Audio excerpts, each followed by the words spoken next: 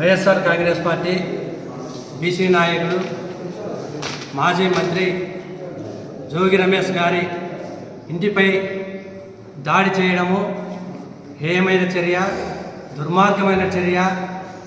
రాష్ట్రంలో ఏం జరుగుతోంది? ఆడవిక పాలన ఏమైనా కొనసాగుతుందా? వైఎస్ఆర్ కాంగ్రెస్ పార్టీ మాజీ మంత్రులు, మాజీ ఎమ్మెల్యేలు, నాయకులు ఇళ్లపై దాడులు హేయమైన చర్యగా భావిస్తున్నాము. నిన్న సాయంత్రం జరిగిన సంఘటన, ఒక బీసీ నాయకుని ఇంటిపై కుటుంబ సభ్యులు ఇంట్లో ఉండగానే టీడీపీ నాయకులు, కార్యకర్తలు దారుణంగా ఇంటిపై పెట్రోల్ బాంబులు, దాడులు, రాడ్లు, కర్రలతో ఆటవికంగా వందల సంఖ్యలో ఇంటిపై దాడి చేసి ఇంటిని దహనకాండ చేయడం జరిగింది. ఎందుకు ఈ దహనకాండ ఇంతగా చేశారు మీరు అంటే, ప్రశ్నించడం తప్ప, కూటమి పాలనను ప్రశ్నించడం తప్ప.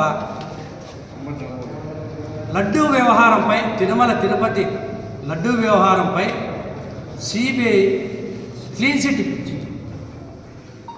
తిరుపతి లడ్డూపై ఎటువంటి జంతు కొవ్వు లేదు అని తీర్పు చెప్పడం జరిగింది. ఛార్జ్షీట్ వేయడం కానీ జరిగింది. అయితే గత సంవత్సరం నుంచి, కూటమి ప్రభుత్వం ఏర్పడినప్పటి నుంచి చంద్రబాబు నాయుడు గారు సాక్షాత్తు ముఖ్యమంత్రిగా ఆయన పరిపాలనలో ఆయన ముఖ్యమంత్రిగా ఉన్న సమయంలోనే తిరుమల లడ్డూపై అసత్య ఆరోపణలు చేయడం జరిగింది. ఏం చేశారు? తిరుమల లడ్డూపై కల్తీ జరిగింది అని అసత్య ఆరోపణలు చేయడం జరిగింది. ఆ రోజు నుంచి తర్వాత ఆ నెపం వైఎస్ఆర్ కాంగ్రెస్ పార్టీ ప్రభుత్వంలోనే జరిగింది.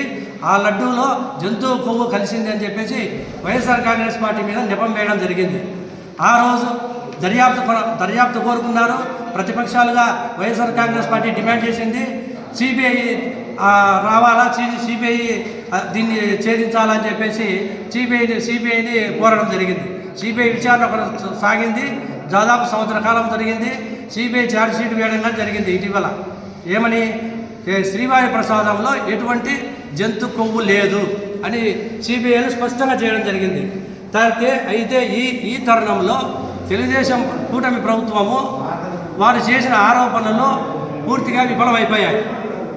పూర్తిగా విఫలమైన తర్వాత ఇప్పుడు ప్రజలకు ఏమని సమాధానం చెప్పాలనే ముఖ్యమైన ఉద్దేశంతో డైవర్షన్ పాలిటిక్స్ ఏంటంటే, వాళ్ళు ఈ లడ్డు వ్యవహారం తప్పించుకోవడం కోసము టీడీపీ నాయకులను కానీ, కార్యకర్తలు కానీ రెచ్చగొట్టి వైఎస్ఆర్ కాంగ్రెస్ పార్టీ మాజీ మంత్రులను కానీ, ఎమ్మెల్యేలను కానీ మీద పాశవికంగా దాడులు చేయాలని నిర్ణయించుకున్నారు. వీటికి ఏమీ లడ్డూ ప్రసాదంపై ఛార్జ్షీట్ దాఖలు చేసిన విషయంపై ఎటువంటి ఏమి విషయము మాట్లాడలేదు.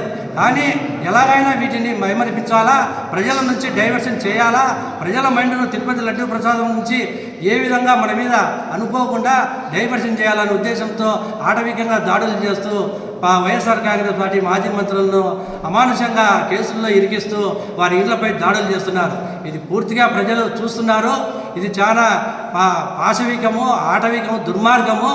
ఇటు ప్రజలందరూ గమనిస్తున్నది ఏంటంటే, తిరుపతి లడ్డూ వ్యవహారము పూర్తిగా కొలిక్కి వచ్చిన సందర్భంగా ప్రజలందరూ ఇది పూర్తిగా అసత్యము, కూటమి ప్రభుత్వము అనవసరమైన ఆరోపణలు చేసింది, ఇచ్చిన హామీలను అమలు చేయకుండా కాలయాపన చేస్తూ లడ్డూ వ్యవహారం ఆ రోజు తెర మీదకి తేవడం జరిగింది.